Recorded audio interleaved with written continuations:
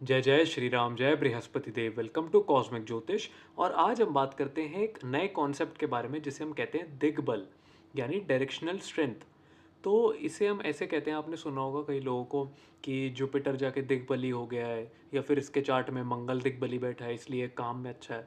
तो दिग्बल होता क्या है? दिग्बल, जैसा कि मैंने कहा, एक डायरेक्शनल स्ट्रेंथ होती है प्लैनेट की। हर प्लैनेट एक स्पेसिफिक डायरेक्शन में जाके एक स्ट्रेंथ को अचीव करता है, एक स्ट्रेंथ को ग्रैब करता है, जिसके अंदर उस डायरेक्शन में ना वो प्लैनेट स्पेसिफिकली बहुत ज़्यादा अच्छी तरीके से काम करता है। जैसा कि हमने एक वीडियो में डिस्कस किया था, जो कि हमारी स्टार्टिंग की इंट्रोडक्शन वीडियो थी, कि फर्स्ट हाउस हमारा ईस्ट डायरेक्शन है, सेवेंथ हाउस हमारा वेस्ट डायरेक्शन है, टेंथ हाउस हमारा साउथ डायरेक्शन है, और फोर्थ हाउस हमारा नॉर्थ डायरेक्शन है। तो इसी चार डायरेक्शंस में ना हमारे सेवन सिलेस्टियल प्लैनेट्स, यानी कि जो फिजिकल प्लैनेट्स हैं, Jupiter, Mars, Saturn, Mercury, Venus, sun and moon, ये सात प्लैनेट जो फिजिकल हैं, राहु केतु को छोड़ के ये सात दिग्बली होते हैं, हर एक डायरेक्शन में स्पेसिफिकली जाके। तो आज हम उसी के बारे में बात करेंगे कि कौन सा प्लैनेट किस डायरेक्शन में दिग्बली होता है और क्यों होता है उसी डायरेक्शन में दिग्बली। तो आओ ये समझते हैं। सबसे पहले हम स्टार्ट करते हैं फर्स्ट हाउस से। फर्स्ट हाउस में दो प्लैनेट्स आके दिग्बली होते हैं, जुपिटर एंड मर्क्यूरी। अब इसके पीछे एक रीज़न है, क्योंकि फर्स्ट हाउस क्या है? फर्स्ट हाउस आपका लग्न है, फर्स्ट हाउस आप खुद हो, आपकी सस्टेनेंस, आपके सर्वाइवल इंस्टिंक्ट्स हैं। तो यहाँ पे यही दो प्लैनेट्स आके दिग्बली होते हैं, क्योंकि ये दोनों ज्ञान के कारक हैं हमारी लाइफ में।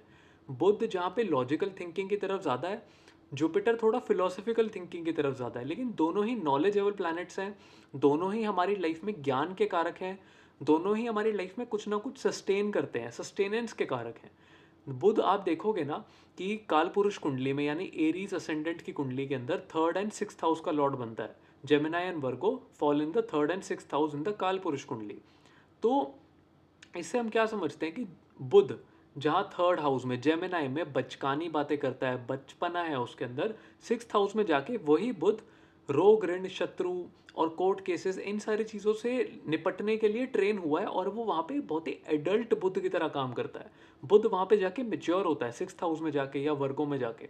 इसलिए आप देखोगे हर प्लैनेट की दोनों राशियाँ बहुत कॉन्ट्रास्टिंग होती हैं अपने से, जैसे सैजिटेरियस और पाइसेस, या फिर जेमिनाई एंड वर्गो।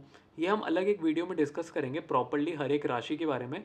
आज दिग्बल को समझते हैं ऐसे कि जुपिटर और बुध जो है वो हमारे ईस्ट डायरेक्शन में आके दिग्बली होते हैं, यानी फर्स्ट हाउस में।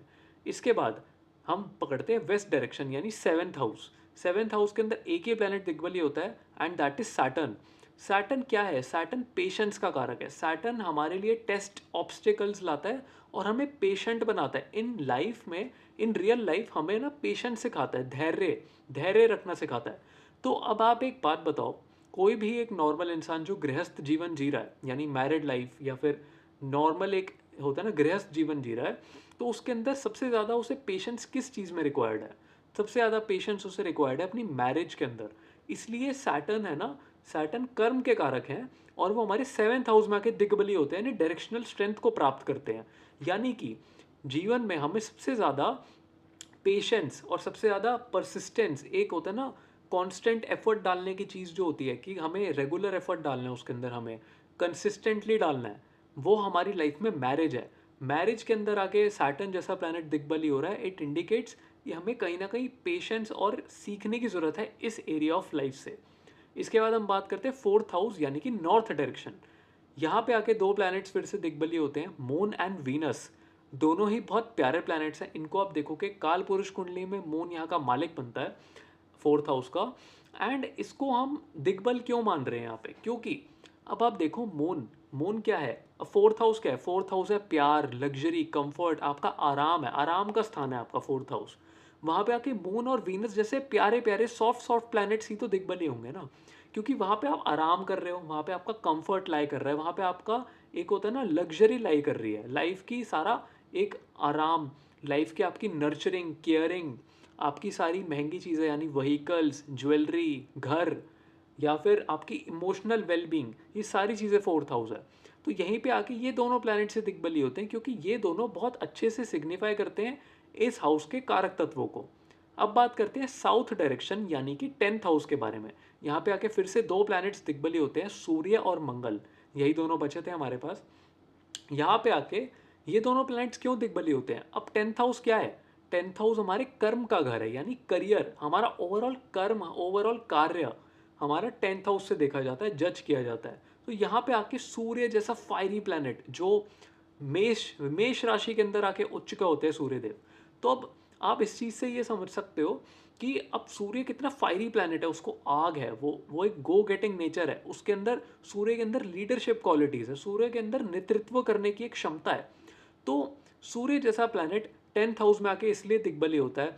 एंड मंगल, मंगल क्या है? मंगल भी अग्रेशन है, स्ट्रेंथ है, आपका सारा का सारा एक होता है ना वेलर, एक लाइफ में आपको करेज जहाँ पे चाहिए, जहाँ पे आपको एक गो गेटिंग नेचर है, वहाँ पे आप बिना ज़्यादा सोचे बस एक्शन की तरफ ज़्यादा एक्शन ओरिएंटेड हो, तो आपका मंगल स्ट्रांग है। तो मंगल जैसा प्लैनेट भी 10th हाउस में आके दिग्बली होता है, क्योंकि यहाँ पे उसको डायरेक्शनल स्ट्रेंथ मिल रही है, एज वेल एज काल पुरुष कुंडली के अंदर मंगल यहाँ पे आके उच्च का होता है, यानी कैप्रिकॉन राशि, यानी मकर राशि के अंदर मंगल ग्रह उच्च का होता है। एंड वहीं पे वो दिग्बल को भी प्राप्त करता है। 10th हाउस के अंदर मंगल और सूर्य जैसे प्लैनेट्स अच्छे से काम करते हैं, क्योंकि वहाँ पे एक्शन करने की जरूरत है। मंगल और सूर्य दोनों ही क्रूअल मेलेफिक प्लैनेट्स हैं। यहाँ पे आके आपको क्रुएल्टी चाहिए, यहाँ पे आपको नेतृत्व करना है, यहाँ पे आपको काम करना है, एंड कुछ ना कर्म हासिल करना है, एक्शन करना है। एक्शन ओरिएंटेड हाउस है 3rd और 10th हाउस। तो 10th हाउस इसलिए यहाँ पे आके ये दोनों प्लैनेट्स दिग्बली होते हैं।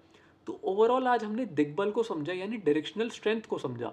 फर्स्ट हाउस हमारा हमारा सर्वाइवल इंस्टिंक्ट है। फर्स्ट हाउस में हमें जिंदा रहने की इच्छा है, वहाँ पे हमें ज्ञान की जरूरत है, इसलिए वहाँ पे बुध और गुरु जैसे प्लैनेट्स दिग्बल को प्राप्त होते हैं। 7th हाउस के अंदर हमें पेशेंस, धैर्य और परसिस्टेंस, कांस्टेंट एफर्ट की जरूरत है, इसलिए वहाँ पे शनि जैसा ग्रह उच्च का होता दिग्बल को प्राप्त करता है। फिर 4th हाउस, यानी वहाँ पे आपका प्यार है, वहाँ पे आपका कंफर्ट है, लग्जरी है, आराम कर रहे हो वहाँ पे आके, इसलिए वहाँ पे मून और शुक्र जैसे ग्रह दिग्बली होते हैं। और 10th हाउस में जहाँ पे आपको कर्म करना है, वहाँ पे आपको एक्शन करना है, वहाँ पे आपको लीडरशिप करनी है, नेतृत्व करना है, कुछ ना कुछ एक अचीव करना है, तो वहाँ पे सूर्य और मंगल जैसे प्लैनेट्स दिग्बल को प्राप्त करते हैं। तो ओवरऑल आई होप आपको ये वीडियो बहुत अच्छे से समझ आई होगी। This is a very very good subject, this is a very good topic as well. दिग्बली, बहुत लोग ना दिग्बल देखते नहीं हैं, बट एक्चुअली बहुत केसेस में कहूँगा 90% केसेस में एक उच्च का प्लैनेट गलत घर में बैठा हो, उससे कहीं बेहतर है कि वो प्लैनेट वीक कंडीशन के अंदर दिग्बल में बैठा हो। क्योंकि अब आप एक चीज़ देखो ना, कि आपको कोई चीज़ बताई जा रही है कि आपको ये करना है, and you know the direction ना, कि मुझे ये करना है तो मैं इसी रास्ते पे चल रहा हूँ। ठीक है, भले ही आप वीक हो या स्ट्रांग हो, लेकिन आपको डायरेक्शन सही पता है, आपको रास्ता सही पता है। If you know the correct direction, then you are going to reach that destination anyways. भले ही आप आज पहुंचो, कल पहुंचो या परसों पहुंचो, वो आपकी स्पीड है। वीकनेस या स्ट्रेंथ प्लैनेट की ना, वो उसकी स्पीड डिफाइन करेगी, कितना जल्दी या कितना धीरे होगा वो काम। लेकिन डायरेक्शन बहुत बहुत ज़रूरी है, डायरेक्शन। क्योंकि हमने जैसे मंगल वाली वीडियो में भी समझा था कि डायरेक्शन के बिना की एनर्जी, यानी डायरेक्शनलेस एनर्जी ऑफन बहुत बड़ी एक दुर्घटना का कारण बनती है। जैसे कि हनुमान जी की स्टोरी भी थी उनके बालपन की। एंड ओवरऑल आज हमने ये समझा इस वीडियो से। तो आई होप आपको ये वीडियो इंसाइटफुल लगाओ। हम आगे वीडियोस के अंदर और कॉन्सेप्ट्स को समझेंगे एंड उनको क्लियर करेंगे। एंड तो मेरे साथ इस सीरीज़ के अंदर बने रहना। आज की वीडियो के लिए बस इतना ही। आप कंसल्टेशंस के लिए मुझे नीचे दिए गए नंबर पे कांटेक्ट कर सकते हैं, एंड हम मिलते हैं नेक्स्ट वीडियो में। जय श्री राम।